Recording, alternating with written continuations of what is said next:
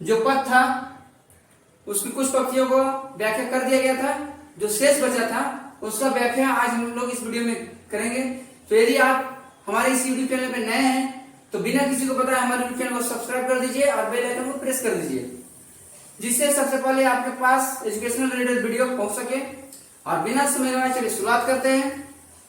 कुछ पंक्तियां हैं बची हुई, उनका व्याख्या, उनका अर्थ लाइन बाय लाइन समझने का कोशिश करेंगे। ठीक है, तो दिया है यहाँ पे कि व्योममंडल में जगती तल में सोती शांत सरोवर में पर उस अमल कमलिनी दल में सौंदर्य गर्वित सरिता के अति विस्तृत बचतल में धीर वीर गंभीर शिखर पर हिमगिरी अटल अचल उत्ताल तरंगाघाट प्रलय घन गर्जन जलधि परवल में क्षिति में जल में नभ में अनिल अनल में है गूंज रहा सब कहीं और क्या कुछ नहीं। अब इन पंक्तियों में जैसा कि बता दिया गया था कि सूर्यकांत त्रिपाठी निराला जी ने ये संध्या सुंदरी कविता का मानव चित्रण किया है। मतलब संध्या सुंदरी कविता उनके लिए एक सुंदर स्त्री का कल्पना है जो उस आकाश से धरती की तरफ आ रही है और उसके आने के दौरान जो तरह तरह की घटनाएं, प्रकृति घटनाएं हो रही है, उन्हीं का वर्णन किया गया है। तो बोला गया है कि जब संध्या सुंदरी आकाश से धरातल की तरफ बढ़ती है, व्योममंडल में जगती तल में, व्योममंडल आकाश में, धरती पे सोती शांत सरोवर पर उस कमलिनी दल में, मतलब शांत सरोवर के स्वच्छ कमलिनी दल में, सौंदर्य गर्वी सरिता के अति विस्तृत बचतल में, जो सौंदर्य से भरी हुई सरिता नदियां जो है, नदियों के विस्तृत बचतल पर धीर वीर गंभीर शिखर पर हिमगिरी अटल अचल पर, धीर वीर गंभीर, धीर भी है, वीर भी है, गंभीर भी है। यहाँ हिमालय को बोला गया, जो हिमालय युग है वो सब अटल है, अचल है, अविचल खड़ा है अपने पथ पर। उत्ताल तरंग प्रलय घन गर्जन जलधि परवल में, समुद्र की जो ऊंची ऊंची लहरें जो उठती है, उन लहरों में, क्षितिज में, आकाश में, जल में, नभ में, वायु में,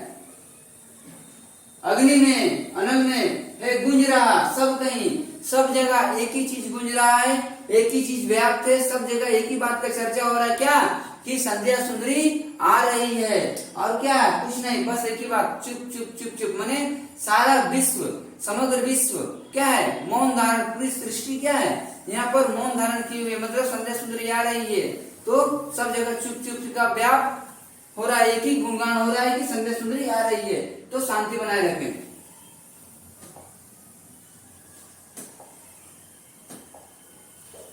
मदिरा की वह नदी बहाती,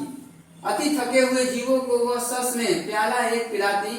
सुलाती उन्हें अंक पर अपने, दिखलाती फिर विस्मृति के वह कितने मीठे सपने। मदिरा की वह नदी बहाती, मदिरा मतलब क्या होता है, एक मदिरा पी करके इंसान बड़ा जाता है, कौन पूरा एकदम कचरा कर देगा एकदम। ठीक है, तो मदिरा मतलब क्या होता है, जिसको पीने के बाद इंसान क्या होता है, शुद्ध बुद्ध नहीं रहता। अब यहाँ पर इस मदिरे का बात नहीं किया गया, यहाँ पर बात किया गया है नींद के बारे में कि दिन भर से थका हुआ प्राणी रात में क्या करता है, गहरी निंद्रा लेता है। क्या लेता है, गहरी निंद्रा लेता है। तो मदिरा की वह नदी, मतलब जिस पर मदिरा को पी करके सब क्या होता है, मदहोश हो जाते हैं, चूर हो जाते हैं। और क्या होता है, थके हुए जीवों को वह सस ने प्याला एक पिलाते। और मदिरा के भांति, मदिरा का एक प्याला के भांति वो क्या करती है, नींद का अपने गोद में भर करके, अपने गोद में अंक लगा करके क्या करती है, मदिरा के समान एक प्याला पिला करके जो जीव थके हुए हैं, सारा समग्र दिन में, पूरे दिन में, दिन भर जो जीव प्राणी काम करते हैं, वो थके हुए जीव को क्या करती है, एक मदिरे का प्याला पिला करके सस ने अपने गोद में सुलाती है, दिखलाती फिर विस्मृति के वो कितने मीठे सपने, और फिर अपने गोद में सुला करके क्या करती है, वो मीठे मीठे सपने दिखाती है।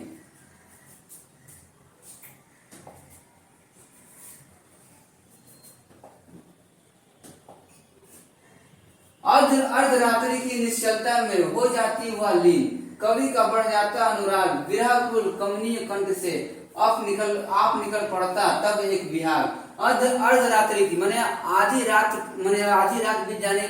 का जो सूनापन होता है, कवि का बढ़ जाता अनुराग, माने जब अर्धरात्रि बीत जाता है तो उस वक्त कवि जो कि बोला गया, निराला जी क्या थे, बहुत अकेले थे, बीवी भी चली चल बसी थी, बच्चे भी नहीं थे। हाँ, तो इस बात का यहाँ पर जिक्र हो रहा है कि जब अर्धरात्रि का समय आता तो जब कभी मतलब निराला जी अपने पत्नी को याद करते तो क्या होता,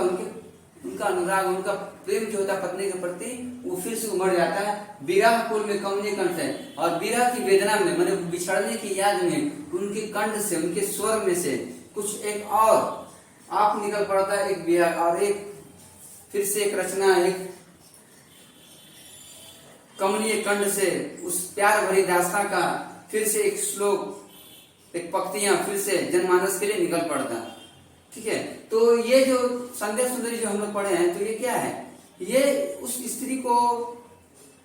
संध्या सुंदरी का मानव चित्रण किया गया है और यहाँ पर प्रकृति को स्त्री के रूप में दिखाया गया है। ठीक है, और यही बताया गया कि किस प्रकार निराला जी जो अर्धरात्रि में अपने सुनेपन में, अकेलेपन में, हाँ, किस तरह अपने पत्नी को याद करते थे और उनके विरह में, बिछड़ने की याद में फिर उनके प्रेम स्वरूप एक कुछ वाक्य निकल पड़ते थे। ठीक है, तो यही था सूर्यकांत त्रिपाठी निराले जी का संध्या सुंदरी कविता, और ये आज शेष हो गया है। ठीक है, तो इस वीडियो को अपने फ्रेंड सर्कल में, अपने क्लासमेट के साथ शेयर करिए और हमारे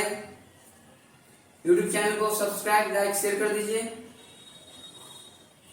मिलते हैं अगले वीडियो में, तब तक के लिए जय हिंद, वंदे मातरम।